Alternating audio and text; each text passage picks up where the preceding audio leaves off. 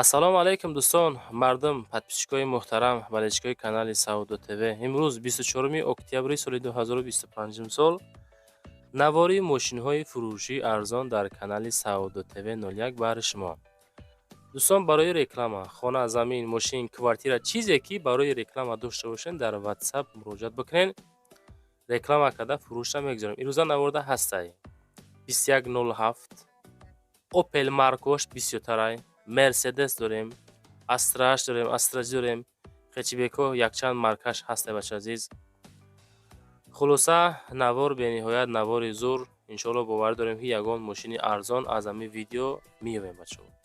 дар видео имконият ёфта лайкҳоро монен, дар ҳамин канали Саудо ТВ подписатсия кунен, комментария нависен, аз куҷо то чанд сума, кадом маркаи мошин дар корай, комментария кунен, навора сар мекунем.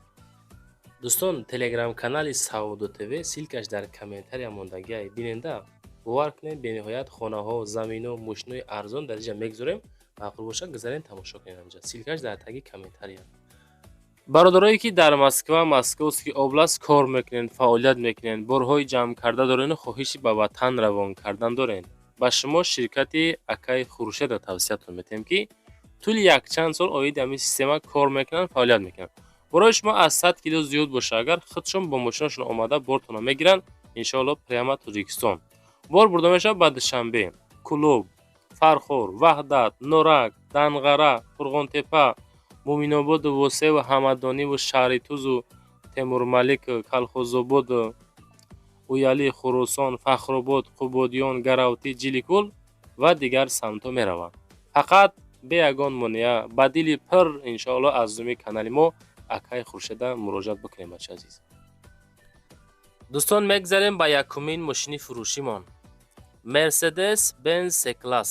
C-Class хуб, солои 95, моториш D, бензини холӣ, 37000 нарх, рақамоша мегзорем.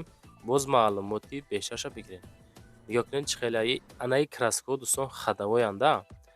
талаботи хел краска бениҳоят бисёрай, шоколадни фасони хушрӯ документ нав кардагӣ. хуб, кадомитон мехарен? мотор, коробка, хадавои ҳамаш қоидавӣ, фақат як водител намераса мегӯям мошинда тамом. 37000 мерседесои C-класси солои 95. аз нуми канали Саудо ТВ рақамои ахираш 2091 да метавонен дӯстон муроҷиат бикунед. мерседесои C-класс занг занед. мегзарем ба дуюмин мошини фурӯшимон. Opel Astra F дар кузофи сидан. сиданчаи тозаи солои 95. мошин дар Душанбе. қадр қомата бинен, мордоҳои фасон қатӣ, 34500 сум нархаш. сидано мягкӣ мегарданд. бензин, газ, объёмаш 1.6, коробка механика, номери транзит 19. мошин дар ҳолати беҳтарин, краска нав кардагӣ, шиша баринай тамошо куненда. хоб, ҳуҷҷатҳои солона 8 моҳи дига ҳастай, утилизатсия дора, 4 чашка заводскои тоза, беварид мега, бе кафитагӣ, раднояи хидшай, мотор соат барин кор мекуна, ягон хулоса камбудаш нестай, на воздух. 34500 сум, сидани 95 сол бо краскаи нав, қадр қомати фасон қати занг занед. мегзарем ба сеюмин мошини фурӯшӣ дӯстон. Astra G солои 99, 39000 сум. Opel Astra G соли 99 сол, соли бароиш. моториш 1.6, шояд инжектор боша, шояд прасой, шояд экатой, ки чӣ нагуфтанд. коробка боша механика, ҳолати нахаду, краскаи тоза қатӣ. 39000 каму беш савдо мешава. созаи мошин мега срочно мефурӯшем, пул лозим ба ҳамхотир камтарак арзон мондиан. муомила кунен, чахчах кунен, бигиренаш. дар видеои Саудо ТВ имкон ёфта лайк монен, чунки дастгирие ки шумо мекунен бо иншоалло айсоби дастгирии шумо бо наворои ҷолиб аз пеш шидан мегирам. чӣ қадар ки мисол лайк, просмотр, подписчик одамгарӣ зиёд шавад, худо хоҳад мо фарзанди одами муомилаи соз иншоалло бо навораҳои ҷолиб пешкашон мекунем. навори пагоҳина худо хоҳад хонаҳои арзон мешавад. богзарем хонахар бошед тамошо кунем. мегзарем ба чорумин мошини фурӯшимон. Nexi Daewoo 12000 сомон. Daewoo Nexi солои 96. мошин дар Душанбе ҳай. бензини газ, объёмаш 1.6 коробка боша, механика. ҳуҷҷати солона, утилизатсия, налог ҳамаш ҳастай. мотор коробка 100.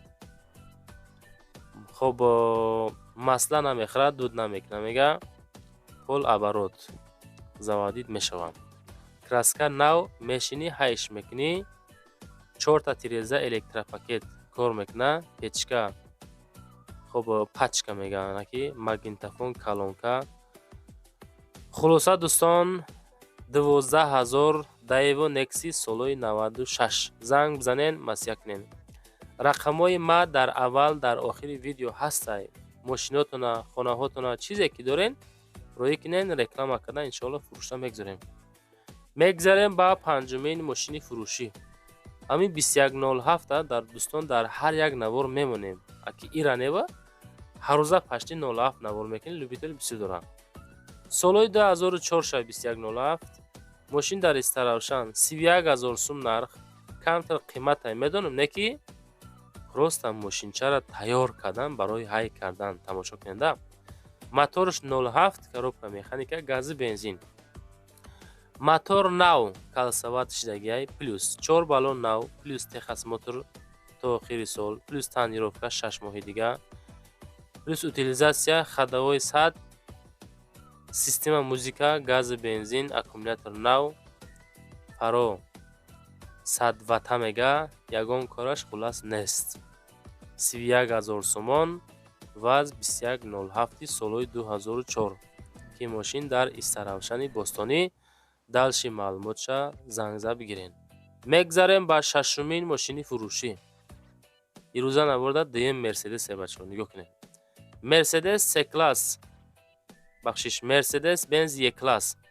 Е-классҳои солои 2004. мошин дар Душанбе 43000 сум, бензини холӣ, объёмаш 2.8 автомат. объём 2.8 автомат қатъӣ. мошин дар ҳолати хуб қарор дорад. мотор вагонӣ нав мондем, коробка соз. ҳуҷҷат надора, утил дора, транзит, кожаи салон. харидори аниқ алоқа куна муомила дорад. 43000 сомон. ин ами Мерседеси Е-класс фурӯшта мондагӣ. дар ватсапшон метонен аз уми канали мо муроҷиат бикунед бачаҳои азиз.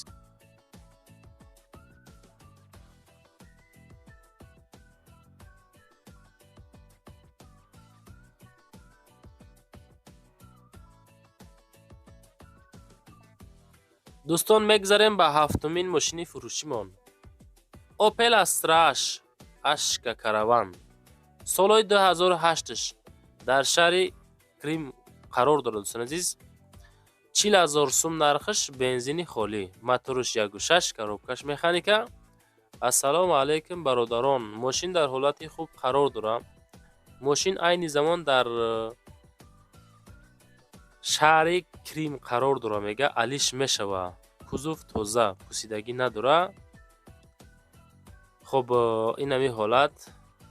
занг бизанен, кадомитон мехоҳед. рақамҳои ватсап ахираш 6611 аз уми канали мо.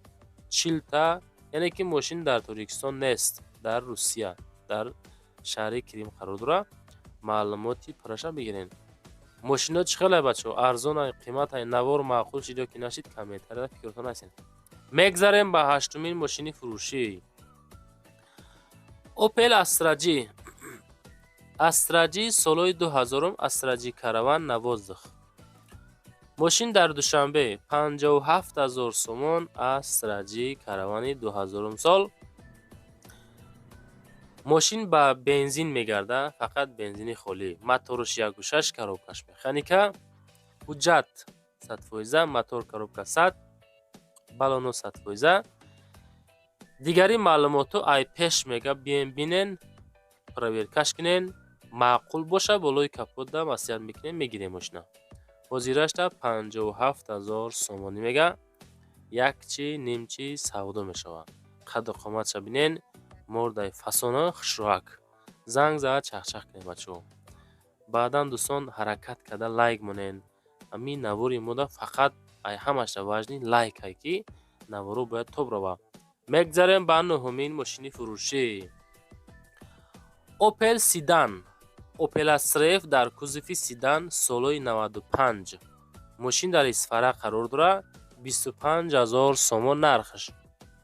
гази бензин, мотор 1.6, коробка механика. мошин дар ҳолати хуб қарор дорад. утилизатсия Texas Motor ҳастай. хоб то моҳи августи 2026 балоно гдета 99% мега. хай салон тоза, ҳолати хуби техникӣ нахаду 25000 сум. занг занед масъя кунед бача азиз.